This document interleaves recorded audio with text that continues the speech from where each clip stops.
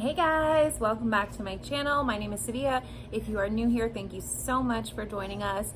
So happy you're here. Make sure you hit the subscribe button below so you never miss a video of ours. And yeah, so we're gonna get started with this video right now. So today I wanted to talk about a video that I've actually been trying to film. I've actually filmed it twice now and it just hasn't come out the way that I wanted to. My son's right over there. Look at baby Jack, he's all over the place. But this video has, and this topic has been weighing heavy on my heart. I've wanted to film it, like I said, but every time I do, it's so hard to get out what I'm trying to say in a way that makes sense.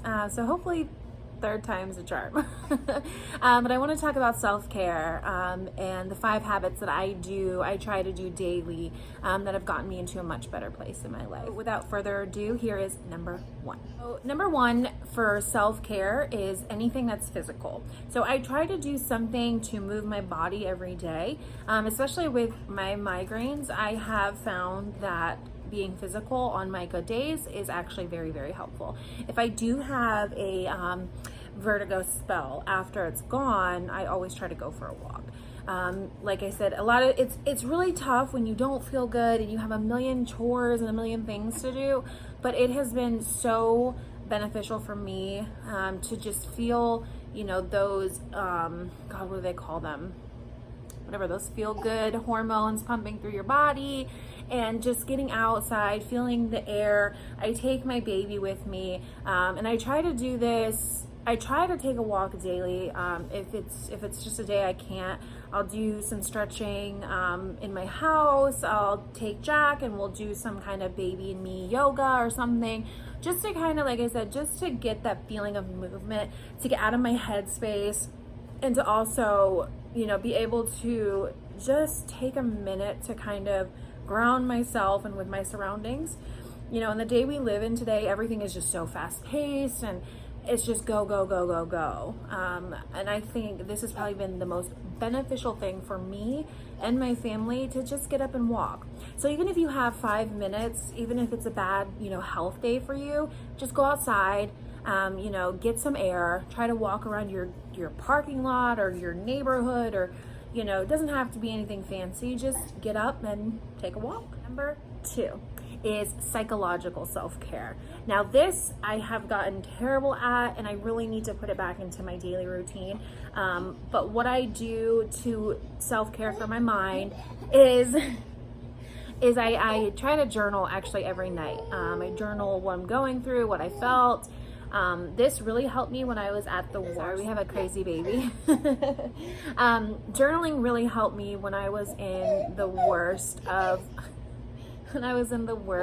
my disease and not knowing what it was. And the best part about it is I'm able to look back on it now and realize, okay, like, I have come so far. So it's really good for my mind and my heart to see, all the steps that I've taken to get as far as I have. It can be very difficult when you feel like you're in a spiral for so long to kind of see hindsight, like, okay, like, I have worked really hard and I am doing better than I was 6 months ago. So if you don't do this on a daily basis, I would highly recommend going and getting a really cute notebook. I love the notebooks from TJ Maxx. I just hoard them all. But go get a notebook or a journal or something that just, appeals to you, that's gonna make you want to sit down and write in it. Because that's the biggest thing is that drive to not really want to. But even if you can take 10 minutes by yourself in the morning or at nighttime, just to put down on paper what you went through the day and to see, to also write down what your goals are for the next day. I love doing that. That is one of my favorite things. So typically, like I said, I'll kind of recap my day at night, and then I'll also put down a few goals that I want to do for the next day. So again, definitely go check out these, go check out your local store for some journals. I will link my favorite one below. But yeah, get to writing and just get it out. Number 3, and this actually, I know they're kind of all my favorite, but this one this one's a really, really good one and one of my faves, is social self-care. So a lot of the times with anxiety, depression, chronic illness, whatever it may be, we tend, and I tend to isolate quite a bit. This is something that I've struggled with, oh my gosh, for so long.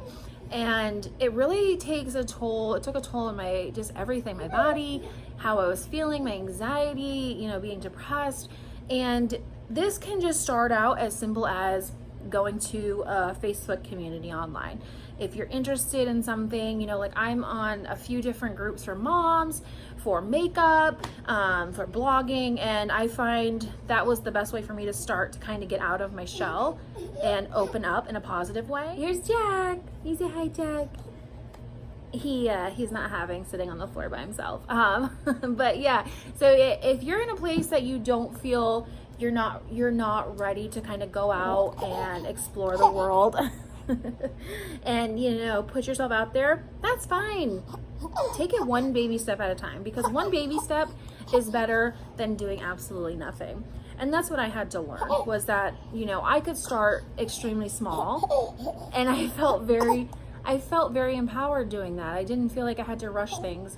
So, you know, if you're at a spot in your life where you feel like, you know, you're not getting a lot of socialization, you know, try to stand out more in Facebook groups, or, you know, wherever you feel comfortable online, and then gradually go from there. That's how I kind of built my own community when I moved.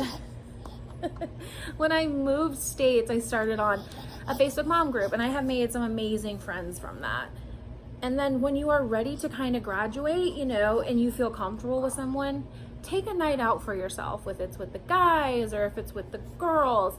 You know, take some time to enjoy yourself with people that you trust. And like I said, this tip isn't really overnight, you know, if you're looking to kind of get out and self-care for yourself. It's more or less baby steps, but it's a habit I try to do once a week, even if it's with my fiance and just me and him having dinner. It's really good self-care for myself. So yeah, hopefully this tip is a good. So number 4, this one I really like. It is really good, you know, if you're a stay-at-home mom, or even if you work, you can kind of do it whenever. I try to do mine on Sundays when we have some downtime. And he's not so crazy, but this is one of my favorites as well. It is environmental self-care. So if you're anything like me with anxiety and depression, having clutter in my home really drives me nuts. So I will try to pick a project, you know, if it's once a week or every other week, to do at my house. So recently I rearranged my closet, and I don't know why, but it was therapeutic for me, and it really helped. I color coded, and I put things and summer things away and all that good stuff. So if there's a project that you've been kind of holding off to do, this is a great way to start giving yourself some compassion, taking care of yourself, and feeling, you know, very good at the end of it. I felt very satisfied and gratified after getting that done, because it was something that, like I said, it was just therapeutic for me. He's crazy. It was just very therapeutic. So this can also look like, you know, decluttering a space in your home, rearranging your garage so that you can have people over. Another thing that I really like, and this is crazy, but is organizing my pots and pans. For whatever reason, doing organizational things for me really helps my mind kind of calm down. So yeah, if there's a project that you've been putting off, try it this week. Go out and try to do something in your home that you know would make you feel good once it got done. 5, which is the holy grail of everything, and I know not everyone's going to be able to do this, but it is so important, and this is self-care by taking a break. Now, what I mean by that is go and travel. Go somewhere that makes you happy, and take a trip. Like my fiance and I, we definitely don't get to do this nearly as enough, but we make it a point to take a trip once a month or every other month. So this month we are going to the Panthers game, and we are staying in a hotel with no kids. And let me tell you, I feel like a better mom, a better wife, a better friend, just a better overall person when I take the time to plan, save, and take a trip. It's so important to get us time And it's hard, you know, and it's hard doing that. And like I said, I know this isn't an option that may be readily available, but it's something to look forward to and save and plan towards. So if you have been putting off a trip or some kind of small vacation or anything, put it down on paper, take your little journal and write down what are the steps that you're gonna do today to get to where you need to be in a month. And like I said, it doesn't have to be a super long trip. We're going 2 hours away. But to me, it's a part of my self-care that I think about myself and that I also think about the well-being of me. Because as a mom and just as someone that has, you know, these illnesses that flare up, I constantly worry about my kids or my home and this and that. And it's just so important to be able to do something that's for yourself. So like I said, if you have been putting it off, don't put it off any longer. Like I said, get your journal and write it out and take that trip today. All right, guys, I hope you enjoyed this video. Like I said, it's been kind of tough to write, or not to write it. It's been tough to to get it down where I wanted it to be. And I hope this makes sense. You know, if anything, start small and do something today that makes you feel good, huh, Bubbies?